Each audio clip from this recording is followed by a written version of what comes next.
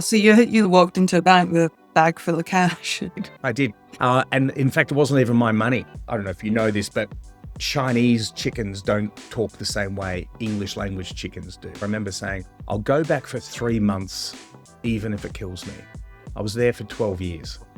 Louis Pasteur said that chance favours the prepared mind. Obviously, he said it in French, so it didn't sound like that at all. I don't need to be on stage. It's not my passion. I don't get a thrill from performing. I get a thrill from watching performances and watching people grow as a trainer.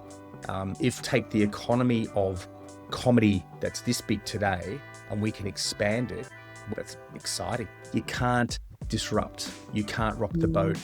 To become a comedian, if you're lucky, someone notices you, and if you're lucky, you get an opportunity to perform on stage or on TV. I also got sued in federal court over a trademark infringement. You can Google that.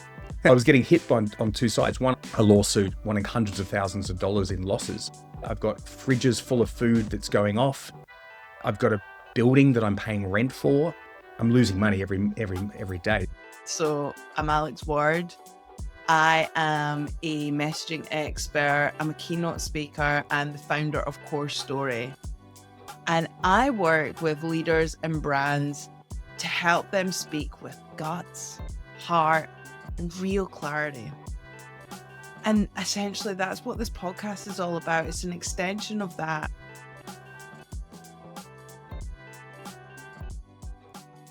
Hello and welcome to another episode of Naked at the Top. Today's guest is someone who reminds me of a Chinese plate spinner, juggling a few businesses, all moving parts, yet somehow managing to launch a fintech platform, run a comedy school, host a podcast, and organize a national comedy conference, all while holding down a job. He's been called an innovator, a visionary, a lateral thinker, and one of the few people who can take an idea from wild to real without losing the plot. Morry Morgan, welcome to Naked at the Top. Thank you very much. Great. So I'd love to start before the rubber chicken, before the knock knock comedy school, before China. You've been described as someone who never had a sibling to say that's a stupid idea. Do you think being an only child gave you the freedom to try wild things? An only child, great. I think that what an only child does, and I've just come back from a Caravan trip, it forces you to make friends with people you wouldn't normally make friends with. So many of your listeners or watchers may have gone to a caravan park in Australia, and if they've got siblings, they'll just hang out with their siblings and family. But for me, as an only child, as you've correctly pointed out, I had to get on my BMX and ride around the camp and look for troublemakers, and that was my idea of holidays. So maybe that just rubbed off. Yeah, great. Yeah, it was a conversation with Brad brought it up when we were talking about all the ideas and things that you come up with, which we'll get on to because it's fascinating, all the things that you do. So you co-founded and scaled a corporate training firm in China, and you grew that to an 8-person company across multiple offices. That's no mean feat. Can you take us back to that? How did it all start and why China? Yes, well, again, many of your listeners and watchers can probably relate to the great Aussie tour of duty, which is getting a round the world ticket. And, sometimes it's one direction, it's to the UK or another country. For me, it was around the world. And I, 25? My father had met my mother in Canada. She was Welsh, still is.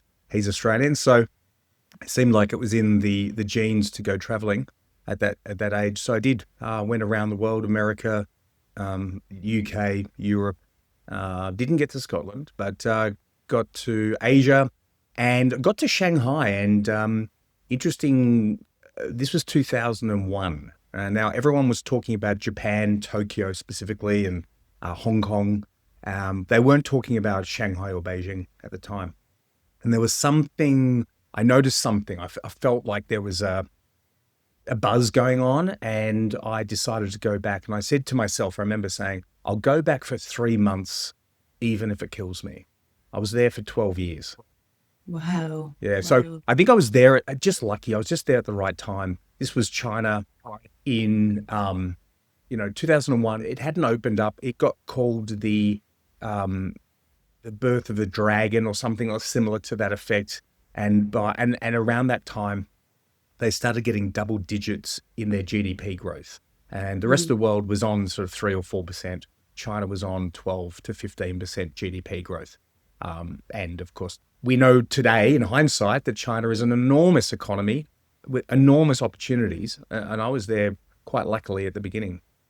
So what was it like to start a business in a foreign country? Well, there are rankings for countries on how easy it is to do business. China has improved massively, but back then in 2001, to register a business, you needed to have, at the time, it was about 100,000 renminbi or yuan, the currency, which the exchange rate for Australia was roughly, that would equate to around about $20,000 in cash, right? So you had to walk in with cash in a bag and give it to a bank, and then they would hold your money. You weren't losing that money, but it was essentially a deposit to make sure that you were legitimate as a new business owner.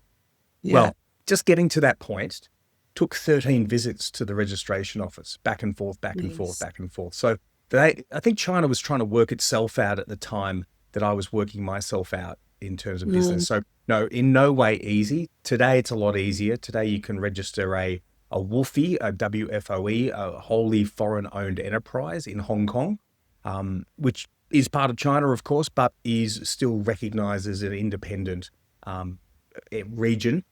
So you can register a foreign business and then create like a sibling business in China, and it takes a lot less time. Wow. So you literally walked into a bank with a bag full of cash. I did. And in fact, it wasn't even my money. It was a girl I was dating at the time, and well, we're married now, so. Oh, that's good. She was. She's invested. Yeah, we've been married we've been together for over 20 years now, so yeah, a long-term investment. So what was one of the kind of biggest standout moments from that time in China and building a business? Because, building it up to 80 people and multiple offices, it's impressive. I think the energy, the energy of China at that time, again, I'm back in Melbourne and have been so, I have been back to China pre-COVID, but post-COVID, I've been back in Melbourne. The energy level, I used to explain it to my friends and family who had no idea, of course, that it was like, those old record players that had two speeds. Was it a 33 and a 72 or something? Whatever. Generation X, not a boomer, so I'm not really into LPs, but there's the two speeds that you play. China was like the fast speed. So you would have 5 meetings a day. You would travel from one end of the city to the other. And the city's, massive. It's geographically the same size as Greater Melbourne. So a very large space. And you'd have offices to go to on either side. It was exhausting, but thrilling. And then you come back to Melbourne, little old quiet Melbourne, where nothing's changed, even though it's a great city. And it was like the record player was slow and everything was slower. So just coming home felt like a holiday for me. And then back to China, goes up again. Yeah. That was probably the most amazing experience. Yeah. Yeah. But which do you prefer? Look, in my 20s and early 30s, China was amazing. But in my late 40s and 50s, it became a bit of a drag. My son was born in China, in Shanghai, and we left when he was going into primary school. And it was fine when he was a baby and we could put him in a basket or push him in a tram. But once he could start running down the street, that became horrifying. There's lots of buses and bikes, and you would know, having kids, that that's the worst fear is your kid running onto a road. Yeah. So was that the main reason to come back to Melbourne? I think so. I was also an entrepreneur at that time that was making good money, but not I would say not expat money. So there's two types of that moment I was there. You were either the CEO of BHP Billiton or GlaxoSmithKline, or you were an English teacher. And I was in the middle, and I was amongst there was a fair few of us, hundreds of us, but not tens or hundreds of thousands of us, but there was hundreds of us that I knew in Shanghai. And we were doing well, but we weren't making extraordinary money. And the education system was either you went to a Chinese school or you went to an expat school. And the expat school is like the top schools of Melbourne, Sydney, the rest of Australia. You're looking at $30,000 to $50,000 a year. So it's a lot of money when you're an entrepreneur. Yeah. Yeah. Yeah. Yep. Yeah. So you had the idea for the rubber chicken while you were in China. Is that correct? Was that the next move for you? Well, a little bit. So I came back with my son. He got schooled mostly in Australia, and then I got headhunted back to China to run a German company that was operating a joint venture essentially in Beijing. So I went back, and I was an expat. So everything I just told you about schooling and money and so on, suddenly I had. So I was there, and I was focused on Hard Knocks. The comedy school was already started at that time, and someone else was managing that's Hard Knocks Comedy School. And I kind of gave my advice from a distance. The great thing about China is we're either from Melbourne anyway. We're either 2 hours or 3 hours time difference. If you're Perth, it's the same time zone. So in your mind, you don't feel like you would feel in your family in the UK that, it's a 12-hour gap, isn't it? Or 11 hours. And so you're on a different wavelength. For China, it's a different story.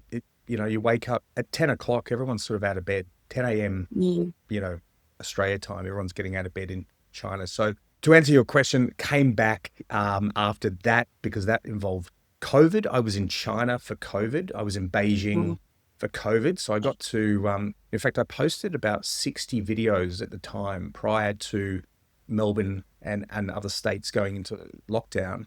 I posted a whole lot of videos just highlighting that China was managing and that there was plenty of toilet paper on the shelves, for example. And then my business in China, which I had been headhunted to come back to, it decided to pack up because it was German and they were just getting COVID, and they said, I guess they saw the worst case scenario, and then they said, we're pulling out of China. So sadly, that company, which had around 80 staff, basically imploded, and I came back unemployed. At that point, I started the Rubber Chicken Comedy Pub. Yeah, and I spoke to Stig, and he said it was, something that you shared the idea with him, and he thought, he supported you 'cause he's like, that's a bold idea, but he thought, well, that's all it is, a bold idea. But you actually, within 6 months of being in Melbourne, you had the venue sorted and you were running it and booking gigs. So what's the drive within comedy? Like, why comedy? What's your great interest with comedy? Because you've got quite a few different ventures. Yeah. So China and comedy have kind of been part of my life, but they're kind of independent in a way. But I will say, my very first comedy show that I performed was in Shanghai, and so in fact, it all comes down to an experience I had when I was in my business, the first business, Clark Morgan. We got my business, which was doing very well, was working with the Fortune 500 companies, probably 80% of the biggest companies in the world that were operating in China.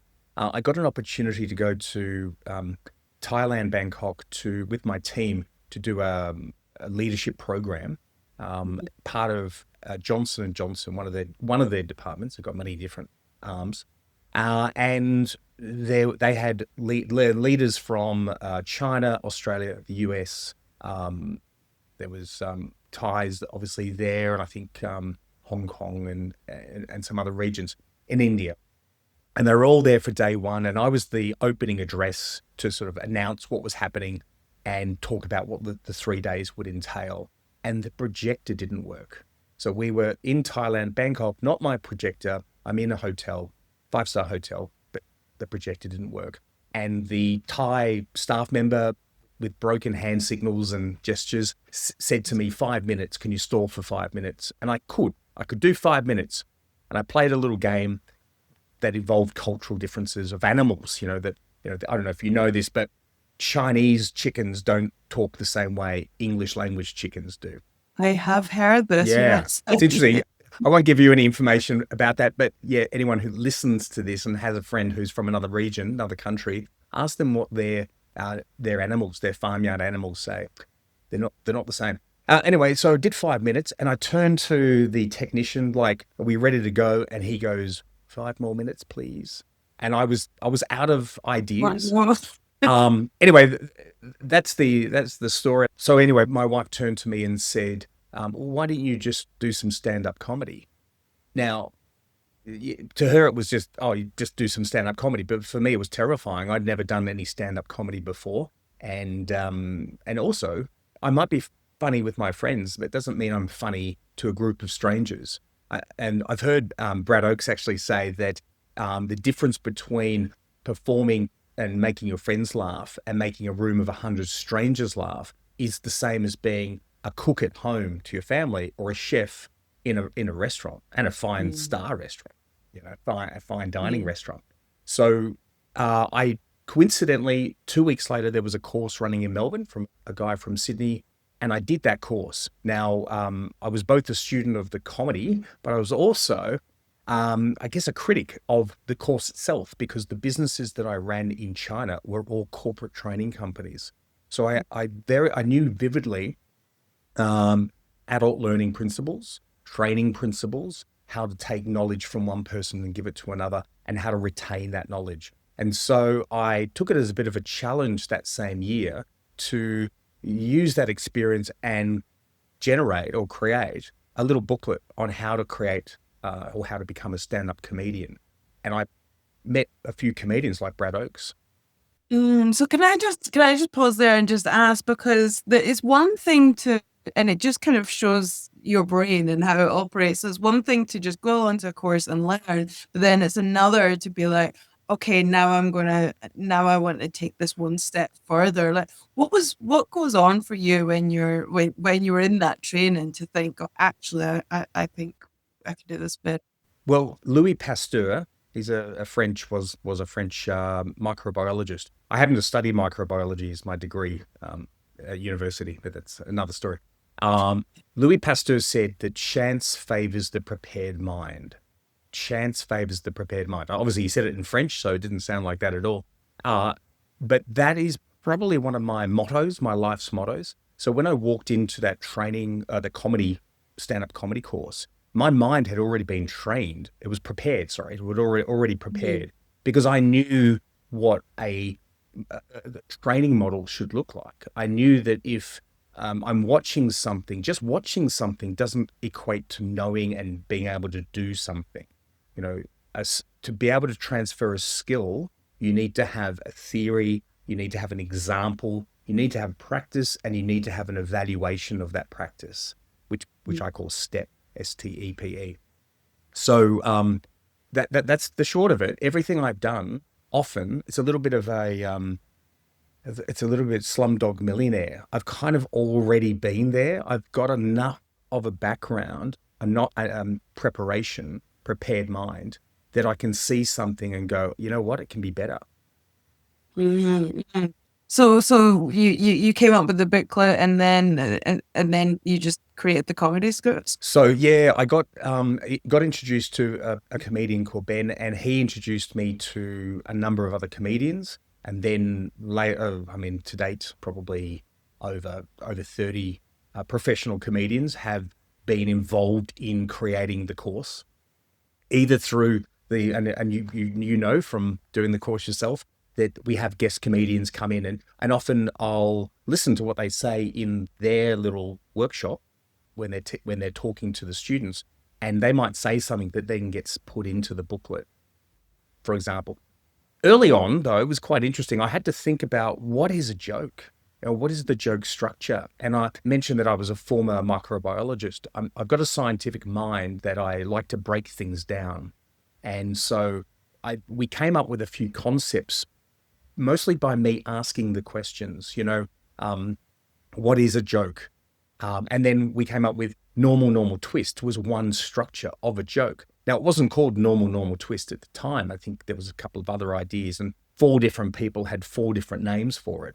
But I had to decide, right, well, based on normal, you say something normal, you say something normal again, and then instead of saying something normal again, you twist it and you make it twisty, and you so that is how it came out. So yeah. Yeah, they're very memorable ways. I'm actually holding your pen, Yeah, who's that? and you've got Jeff Green Jeff quoted Green. on there. 10% of comedy is writing, the rest is rewriting. Exactly. And again, I remember where I was when he said that. That was in one of our venues, one of our rented venues before the Rubber Chicken over in South Yarra. And Jeff Green, a fantastic British comedian, a regular for Hard Knock Knocks. He does at least one course per year with us. And he said that. I was like, oh, that's genius. And it probably just came off the top of his head at the time. But it was, it's on the pen now. It's amazing. It's again, it's a big idea that you're pulling off. Like what's driving you when it comes to comedy and being seen as an industry? Because you're clearly passionate about it. What was that drive for you? Well, I've always loved comedy. I think my parents, at the age of 18, took me to a comedy show. Tripod is my memory, the trio of musical comedians. And that was one of my biggest memories growing up.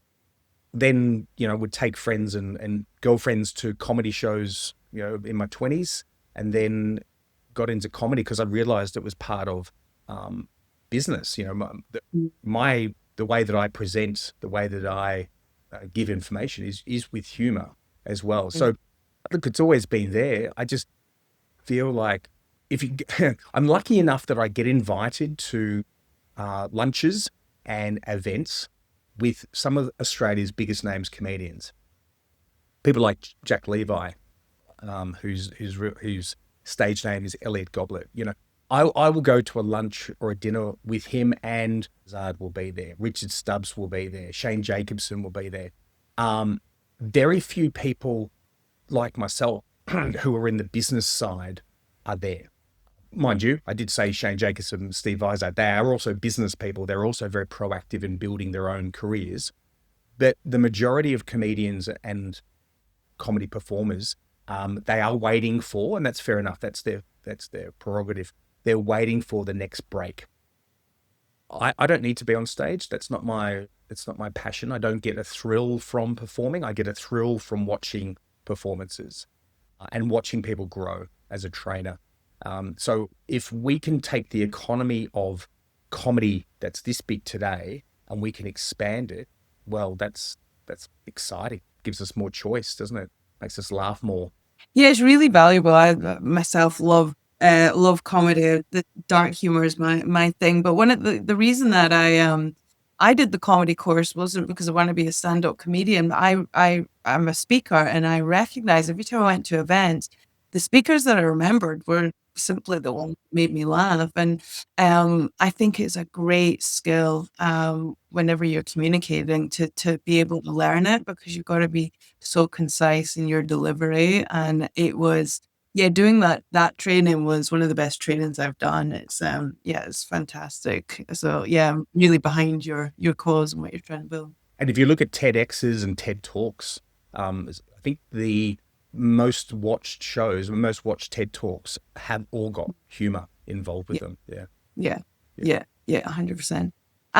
So when I spoke to Brad, who you work with at Hard Knocks, he said that comedy is quite a conservative industry, and innovation sometimes is feared and even mocked. But he said Morry's unstoppable in that respect. So what's it like being a disruptor in this space and trying to do something different? Well, maybe it goes back to that first question about being an only child, right? And being in a caravan park and riding my, age 6 or 7 up to a group of kids and going, "Hi, I want to be your friend for a week." Some of them are going to say piss off. And that's probably true with comedy as well. That certainly in the early days, I was, there were some people, very, very small minority of people who said, no, you can't disrupt. You can't rock the boat. To become a comedian, you have to do 4 to 10 years to infinite years of hard slog before, if you're lucky, someone notices you. And if you're lucky, you get an opportunity to perform to on stage or on TV. I just thought that there was another way of doing things that didn't have to be that way. And you mentioned earlier, someone referred to me as lateral thinking. I had met one of the original authors of lateral thinking. Edward de Bono and Michael Hewitt Gleason are two people that were involved in the creation of lateral thinking. Maybe behind you in your bookshelf, you've got Edward de Bono. Probably I don't actually. no. Well, he's got about. Well, on my big list.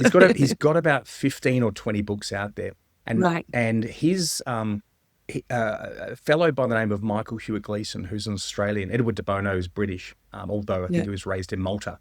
Michael Hewitt Gleason is from Melbourne, and I happened to meet him. And early on, before the global financial crisis, I brought him over as a guest speaker to China, to Shanghai and Beijing, and we toured. And I was his chaperone because he didn't speak Mandarin, and I also wanted to get basically free consulting from him. So I sat with him on every flight, on every train, in every restaurant, and of course we talked.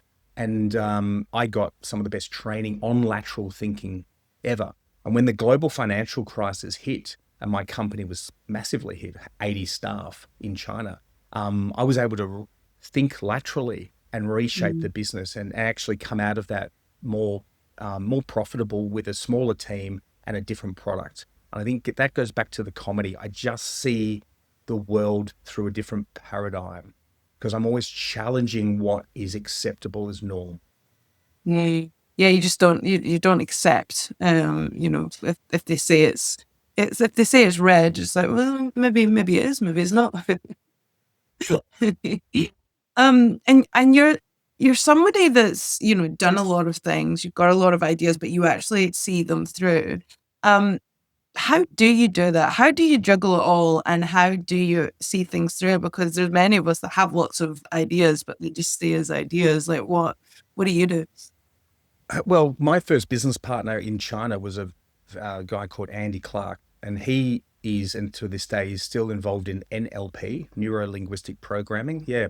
Now, I learned a lot of different aspects of NLP, but one I recall was through time and in time. Do you ever come across that expression? Through time and in time. And I'm going to mess it up, but I can't remember which is which. But in essence, it's the way that we kind of see our world. Some people see their world as, and in fact, I should add, sometimes we jump into in time and through time. Sometimes we're jumping in and out, but on average, you're one or the other. And what I mean by that is, how you have a moment where you're just in the moment and time flies. I don't know if that's through time or in time. Maybe one of your listeners or watchers can help there. But you're in a certain time frame in your head where you're making decisions without having to think. You're reacting to the immediate moment. Some people are always in that window, always in that immediate moment, which means they cannot plan, right? They cannot see themselves either. Sometimes if you kind of close your eyes and go, right, where is my future? Where is my past? Sometimes it's to your left or right. Sometimes it's in front of you or the back of you. And for some people, it's immediately in front of them. The future is immediately in front of them. So they can't plan very well. And I don't know the physiology of this. I don't know if it's a genetic thing or if it's just something one can learn. But I found that I can see the plan reasonably well. I can see 3 months to 12 months in front of me. And so when I embark on a big project like the Business of Comedy conference in April, for many, that's a single event that's right in front of them. But for me, it's down the track. And I know that on the next day of that conference is finished. I've got no more pressures for that conference, and I can start another pressure. I can start another project. So why don't I just put that project in plan right now? So after April, I can have another project. And so for some people, they go, Morry, you've got so much on your plate. And I'm like, well, no, because I can see what's approaching. Yeah. Mm-hmm. It's just how you look at it. Do you ever not have a project in play? Like you said, after that, you move on to the next. Do you ever just not have a project? Well, I didn't have a project during COVID, really. I was sort of sitting on my bum in China. I was in Beijing. I was employed still. I was still getting a salary, but I didn't have to go to work. And it was winter, and I was just throwing snowballs at my son. And the next thing that happens, I come up with an idea for an app called GigMe, which is a payment platform app. Um, and so, yeah, most ideas, they kind of you create the idea and then you get to minimum viable product as soon as possible. But I couldn't do that because we're in COVID. So I got a lot of time to think about this payment platform. So when COVID opened up and I was able to come back to Australia, the I was able to run that out pretty quickly. But no, to answer your question, no, my brain just is always on. Yeah, It's always on, yeah. yeah. Well, and on that as well, talking about, COVID, you've obviously, as all of us, you've gone through, different wins, different fails, and you've had like legal threats, you've had COVID, venue closures. What's a failure that's taught you the most, and what have you learned from it? Because I think Well, we learned so much from yeah, failure. I think it was Bill Gates that said you don't learn anything from success.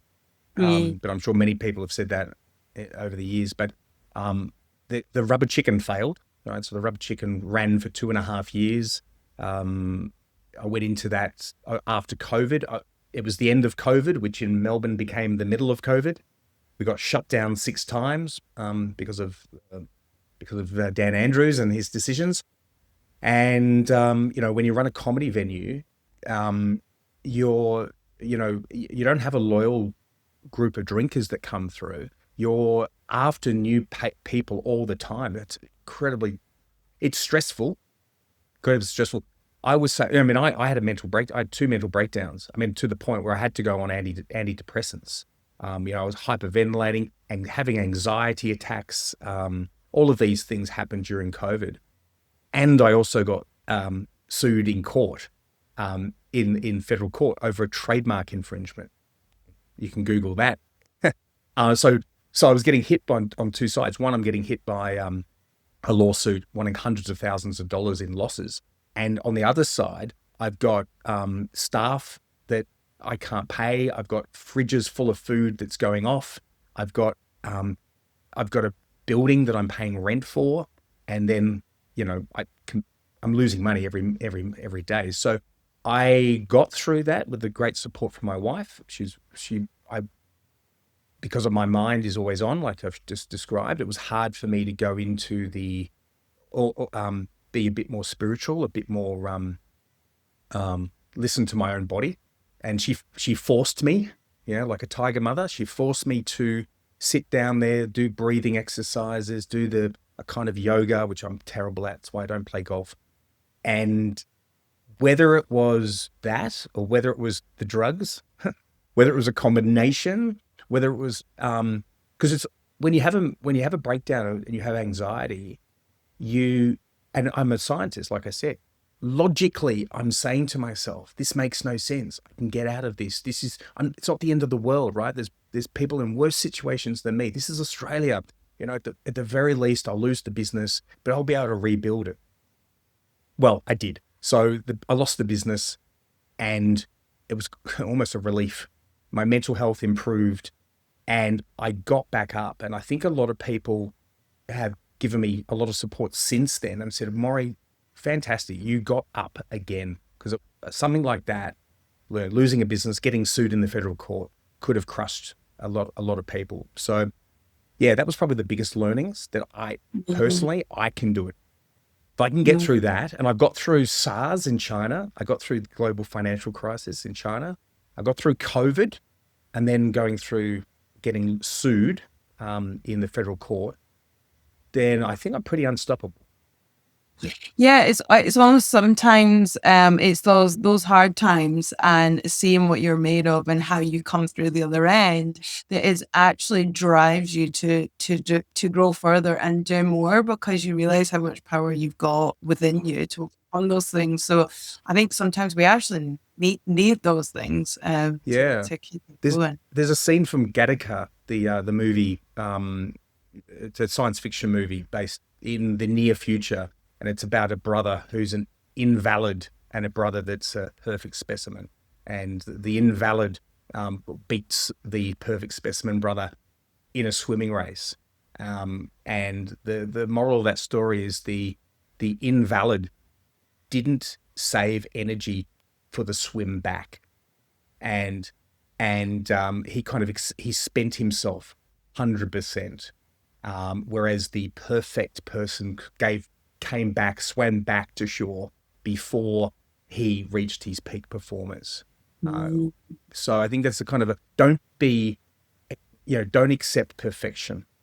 Go into things that you're going to be invalid at times. It's not always going to work out. Yeah, yeah. Did you, when you lost the business, you said it was almost a sense of relief. Was that when you kind of started to recover and feel calmer and things like that? Yeah, I couldn't even walk past the venue for a time without my heart rate going up. Now I can. I live in the suburb, so I walk my dog past it all the time. But yeah, Mm. there was definitely a physiological connection with the emotional, Yeah. and that is what is anxiety is the right reaction at the wrong time. That's what they say. We should always have anxiety because it's a fight or flight scenario. It gets us out of trouble. But when it's putting us in trouble, when it's making us feel uncomfortable, then that's when it's out of control. So I'm totally fine now, but I can also read my body a lot better now, and I can say, right, oh, I'm beginning to, blood pressure's going up or heart rate's going up. All right, calm down, speak slower, relax. Yeah, but I think I'm also older as well. Maybe it just comes with age. Yeah. Yeah, I think when these things happen, it's being able to reflect on that. Okay, what's happening inside my body and my mind? Why is that happening? Because our thoughts aren't us. So it's Mm. being able to look at that and understand what's going on. Is that true? And your wife gave you such great advice of just like slowing down and breathing and reflecting, because when we're just 100 miles a minute, then we don't actually take the time to examine, okay, what's really going on here. So yeah, do you still do the breathing and the yoga? Well, what I do now is I do fasting. So back on not quite sort of yoga because I just don't have time. Mentally, I'm just too much in the moment. Um, but I do fasting, and I think fasting is a way of me controlling my feelings. So when you Mm. fast, in fact, I lost a lot of weight when I was having those mental health issues. When I was on the drug that reduced, made me more calm. Mm. I found that then this is an NLP thing. Feelings have locations. So even though obviously our brain is the location of all feelings, I was feeling the pressure in certain parts. And for me, Mm. hunger was in the same place as anxiety. So when I Mm. was very anxious, I couldn't, I didn't, I was confusing hunger with anxiety and anxiety for hunger. So I wasn't eating very well and I lost a lot of weight, lost about 15 kilograms.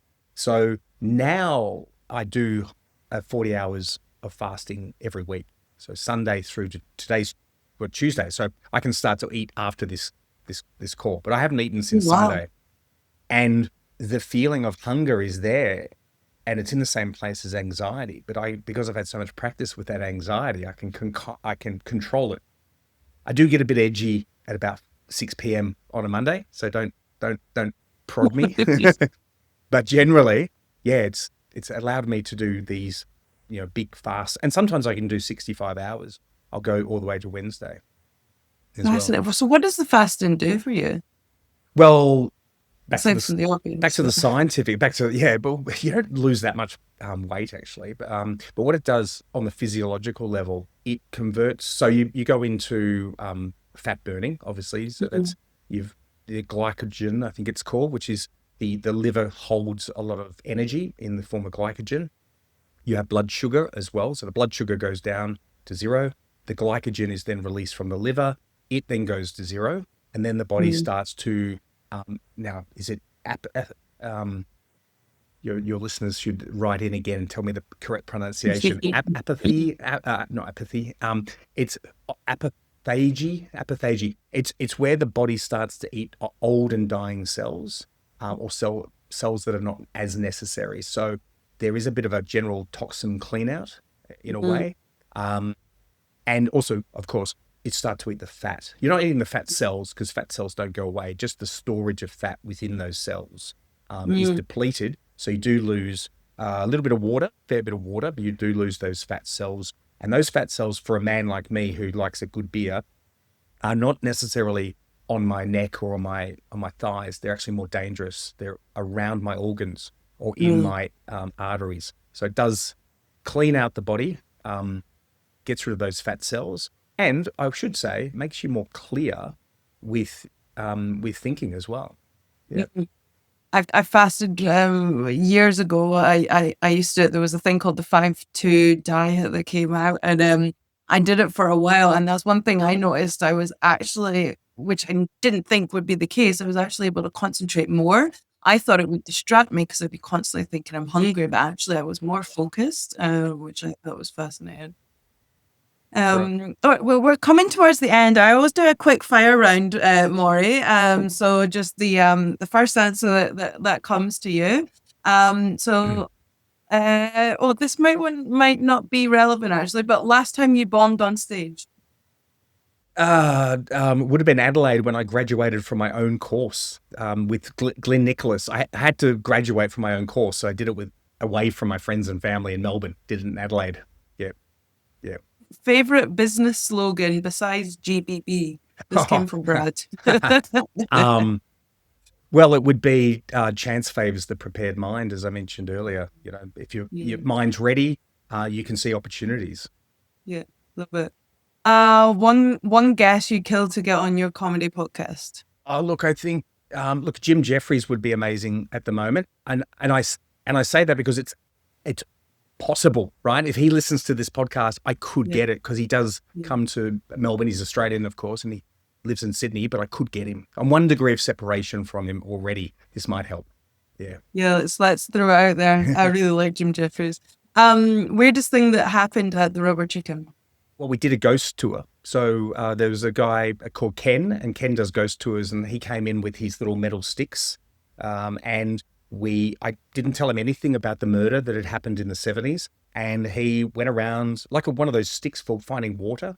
And he went around, he said, this was where the murder happened. And this was something happened over here and he's feeling something. So yeah, that was pretty crazy. Wow. Yeah. Was he right? There was a murder there. Yeah, that's right. Pat Shannon. Yeah, that's right. Fantastic. Okay, so my last question, I always pass it on for the listener. And Stig said that Morry's the only guy I know who can take something from a wild idea to a real business without losing his way. So what would you say to the creative listening with 50 ideas, but no follow through? Don't be perfect. Like I said earlier, criticism comes from people who could never do it themselves. So don't worry about those people. The app that I built wasn't perfect the first time. The restaurant menu for the Rubber Chicken and the gigs weren't perfect the first time. The first guide, the comedy for Hard Not Knocks, not the one that you used, but the one from 9 years ago, 10 years ago, wasn't perfect. Don't expect perfection. In fact, I think there's a fellow in the IT space who said that if you're proud of your creation, you've started too late. Fantastic. Well, where can people learn more about you, Morry, and we can put links in the show notes as well. Yeah, I think at the end of the day, Hard Not Knocks is kind of the hub of all my businesses. Hard Not Knocks Comedy School, hardnotknocks.com, and from that you'll learn a bit about Gig Me or This Week in Comedy, which is the podcast you referred to, and the Business of Comedy conference. Yeah. Great. Well, thank you so much for joining me, Morry. Thanks, Alex.